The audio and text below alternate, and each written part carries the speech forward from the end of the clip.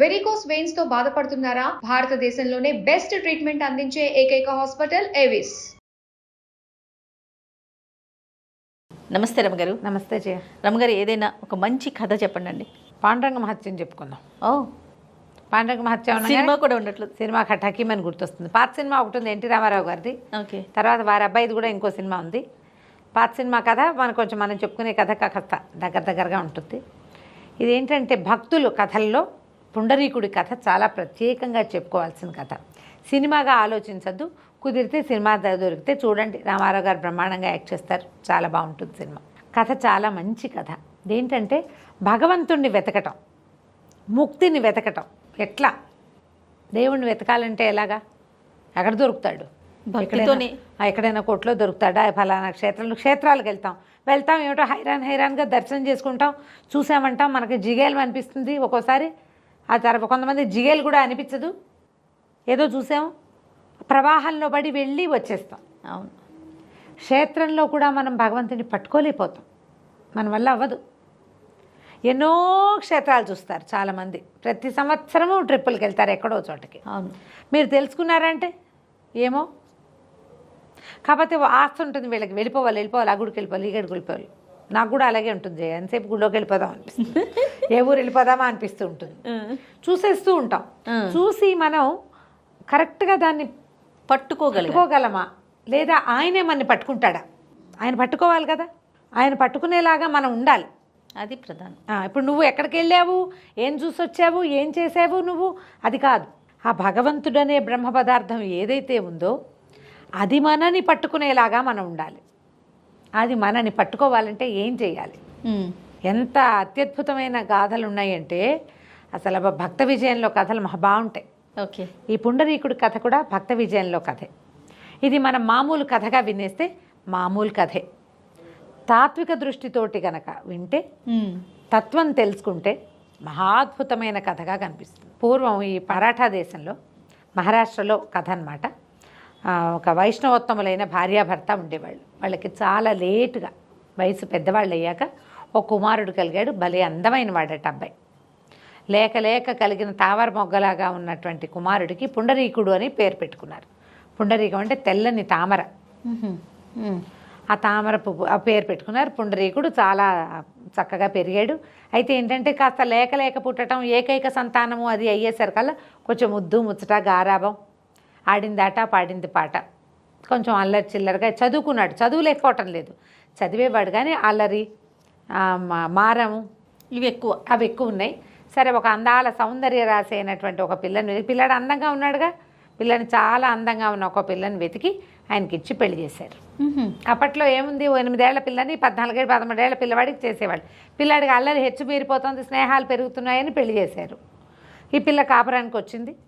ఈయనకి స్నేహాలు పెరిగినాయి, కాపురం. ఈ మహాద్భుత సౌందర్యవత అయిన భార్య వెనకాల పడి ఆయన అమ్మా నాన్నని పట్టించుకునేవాడు కాదు. మెల్లిగా స్నేహాలు, దాంతో వ్యసనపరత్వము, నీ అంత అందగాడు లేడంటము, ప్రతి వాళ్ళు ఆటపాట పెచ్చు పెరిగిపోయినాయి. ఇక చదువు, సంధ్య, ఇంట్లో ఉన్న పూజా విధానము, వీళ్ళకేదో వైష్ణవులు కదా, వాళ్ళకేదో మార్గాలు చేసుకుంటారు, ఏవో ఉంటాయి పాపం. ఏం పెద్ద చేసేవాడు కాదు, ఏదో ప్రసాదం తినేవాడు తప్ప అనుష్ఠానంగా ఏదీ లేదు. తను నిత్యంగా నైమిత్తికంగా ఆచరించవలసినటువంటి వ్యవహారాలు ఏవీ లేవు, చేసేవాడు కాదు. భార్యా వ్యామోహం, వ్యసన పరత్వం, 2 సమస్యలు.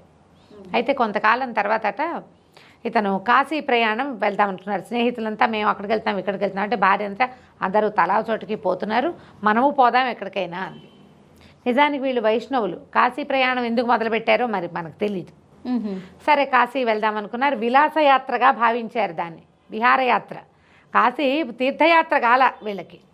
అమ్మ నాన్న ఇద్దరు ముసలి వాళ్ళిద్దరిని ఇంట్లో వదిలిపెట్టారు.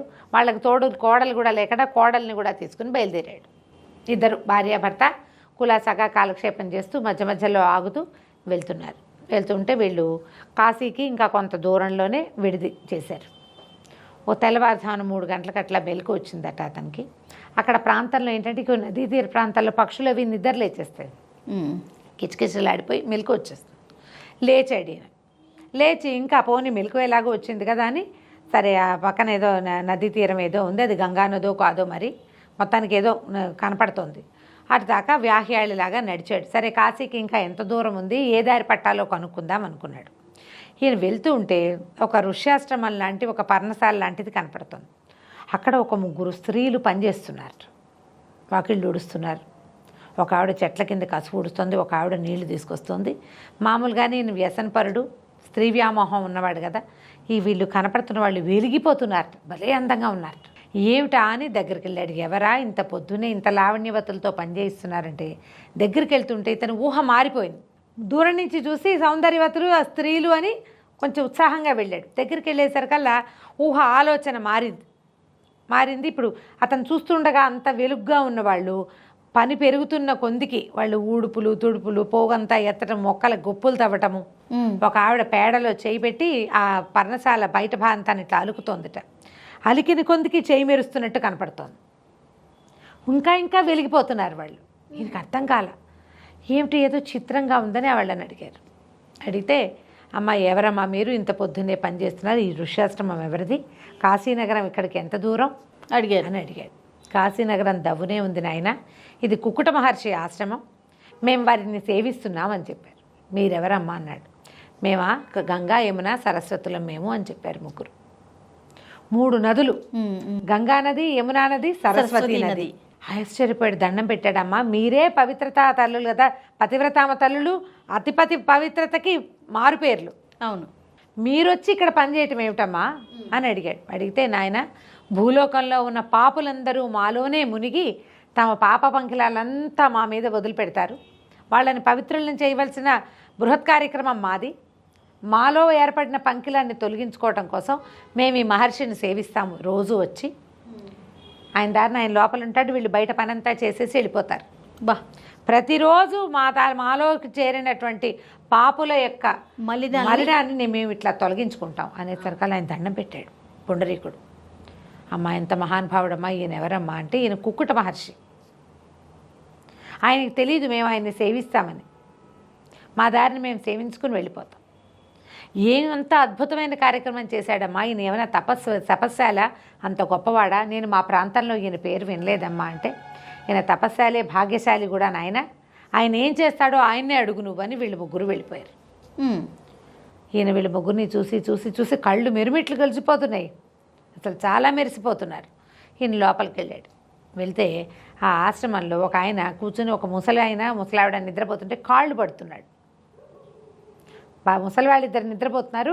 ఇంకొక ఆయన జటలు అవి ఉన్నాయి, నెత్తి మీద ముడేసుకున్నాడు, కాస్త గడ్డం అది ఉంది, కొంచెం గడ్డం నెరిసింది. పడుకున్న వాళ్ళు మరీ కడువృద్ధులు, కాళ్ళు పడుతున్నాడు. పడుతుండేసరికల్లా ఈయన వెళ్ళి తలుపు తోసుకెళ్ళాడు. అయ్యా కుకుట మహర్షి ఎవరండి? నేనే నాయన అన్నాడు.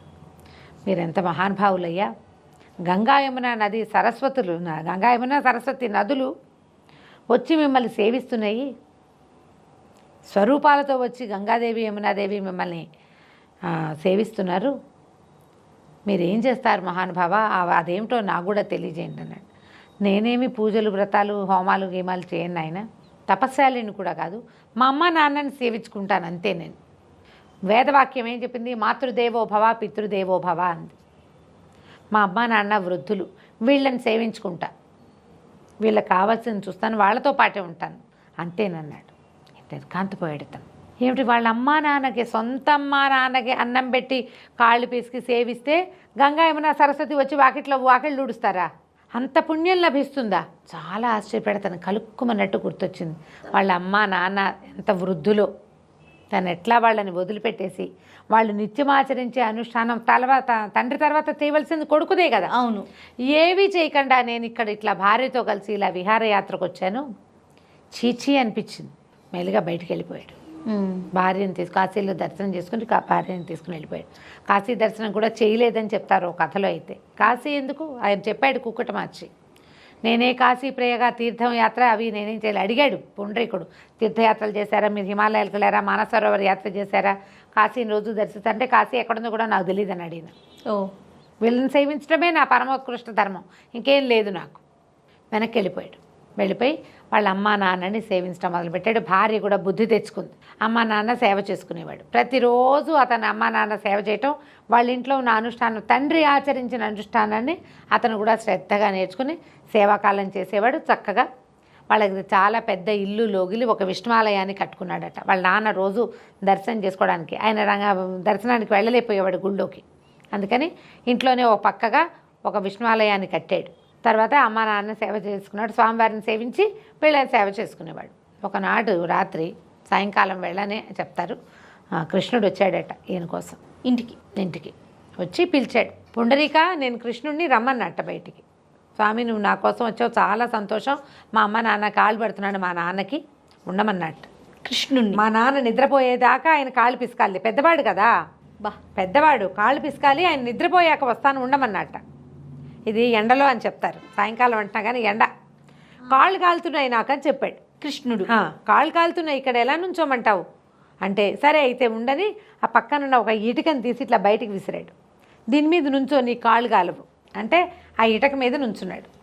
ఇప్పుడు ఆతృతగా ఎప్పుడు వస్తావు అనే అడిగే పిల్లలు, ఇంతెత్తు పిల్లలు అనుకో, నడు మీద చెయ్యి వేసుకుంటారు. ఈ నడు మీద 2 చేతులు పెట్టుకుని నిలబడ్డాడట కృష్ణుడు. తండ్రి నిద్రపోయాక లేచి వచ్చాడు. ఆ నడు మీద చేతులు పెట్టుకుని ఉన్న 19 సంవత్సరాల కృష్ణ స్వరూపాన్ని చూసేసరికి కాళ్ళ మీద పడ్డాడు. ఇటక మీద నుంచున్నాడు కాబట్టి విఠలుడు అంటారు ఆయన్ని. విఠల, పాండురంగ విఠల చెప్తామా, విఠలుడు ఆయన స్వరూపం అది. నడు మీద చేతులు పెట్టుకుని ఆ ఇటుకరాయి మీద నిలబడి ఉన్నాడు కృష్ణుడు. బొందితో అతనికి వైకుంఠం లభించిందట పుండరీకుడికి.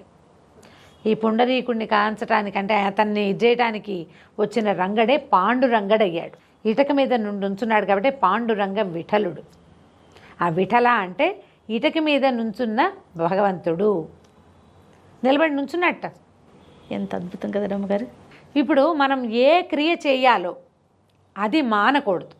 మనకు భగవంతుడు పెట్టిన ఒక బాధ్యత ఉంది. మనం ఒకళ్ళకి సంతానంగా జన్మించాం. ఎవరి ఎందు జన్మించామో వాళ్ళని కడతీర్చటమే మన యొక్క ప్రధాన కర్తవ్యం. నువ్వు గుళ్ళోకి వెళ్తావా, ప్రార్థన చేస్తావా, పూజ చేస్తావా, అక్కడ ఏదో వింటావా, ప్రవచనం వింటావా, నీ ప్రవచనాలు నీకు ఏ ప్రయోజనాన్ని కలిగించవు. నువ్వు చేయవలసిన విధిని వదిలిపెట్టిన వాడు భగవంతుడిని పట్టుకోలేడు. ఎవడు దేవుణ్ణి పట్టుకోగలుగుతాడు? తన బాధ్యతని సరిగ్గా విధిని నిర్వహణ చేసిన వాడే భగవంతుడిని పట్టుకోగలుగుతాడు. వాణ్ణి దేవుడే పట్టుకుంటాడు, భగవంతుడే వాడిని పట్టుకుంటాడు, అంతే. ఆయన విడిచిపెట్టాడు, ఆయన వదలకుండా ఉండాలంటే నువ్వు విధిని వదలకూడదు. వీళ్ళని వదిలేసి నువ్వు కాశీ రామేశ్వరం వెళ్ళు, ప్రయోజనం లేదు, ఏ ప్రయోజనము లేదు. అందుకని నువ్వు భగవంతుడిని ఎక్కడ వెతకాలంటే నువ్వు నిలబడ్డ చోటే వెతకాలి. ఎందుకంటే భగవంతుడు నీలో ఉంటాడు, లోపల ఉంటాడు. వీణి వెతకడానికి నా ప్రాణవాయువు ఎక్కడుందని గాల్లో వెతుకుతావా నువ్వు? ఎక్కడుంది ప్రాణవాయువు? లోపల కదా కదులుతోంది. ఆ ప్రాణవాయువే భగవంతుడు, అంతే. అతను ఏ విధిని మనకి పెట్టాడో ఆ విధిని నిర్వహిస్తేనే ఇట్లాంటి అద్భుతాలు జరుగుతాయి. మనం భగవంతుడిని తెలుసుకోగలుగుతాం. ఈ కథ చెప్తారు సాధారణంగా. ఈ పాండురంగ విఠలుడి కథ ఏంటంటే మనకి పాండురంగ మహత్యంలో కనిపిస్తుంది. ఎన్నో మహాత్మ్యాలు చూపించాడు విఠలుడు. ఆ తర్వాత ఇతను మాత్రం స్వామిలో ఐక్యమైపోయాడని వాళ్ళ అమ్మా నాన్నలకు కూడా కైవల్యం వచ్చిందని చెప్తారు. ఎంత బాగుందో రమ్మగారు, చాలా బాగుంది. ఇంకా మరిన్ని స్టోరీలు చెప్పుకుందామండి. మరాఠా స్టోరీస్లో మనకి సతీ సక్కుబాయి కథ ఒకటి. సక్కుబాయి కథ కూడా చాలా బాగుంటుంది, నాకు భలే ఇష్టం. తప్పకుండా ఈసారి చెప్తాం. తప్పకుండా అండి. నమస్తే. నమస్తే.